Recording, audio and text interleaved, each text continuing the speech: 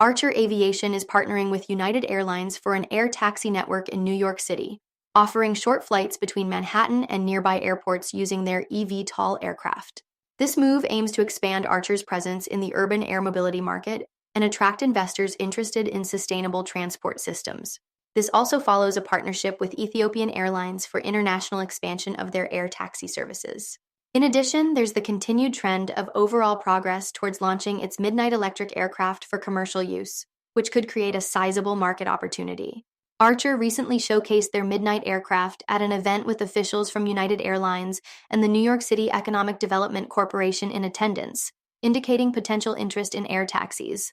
The company also plans to set up air networks in Abu Dhabi through a hybrid heliport approved by the General Civil Aviation Agency.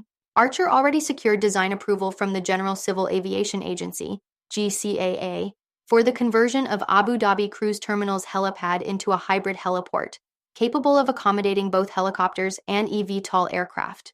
The aim is to make this location the first site ready for eVTOL operations in the UAE, providing access to key destinations such as the Abu Dhabi port, Louvre Abu Dhabi, Saadiyat Island, and Corniche. Working alongside infrastructure partner Falcon Aviation, Archer plans to complete the transformation by the second half of 2025 as part of its broader UAE infrastructure network for commercial air taxi services in partnership with Abu Dhabi Aviation. The GCAA has developed regulatory standards for hybrid infrastructure to support safe and efficient operation of both helicopters and eVTOLs from a single platform, with these proposed standards set to be finalized by July 2025. For more on Archer Aviation and other companies, follow Ascencore. Thanks for watching and have a nice day.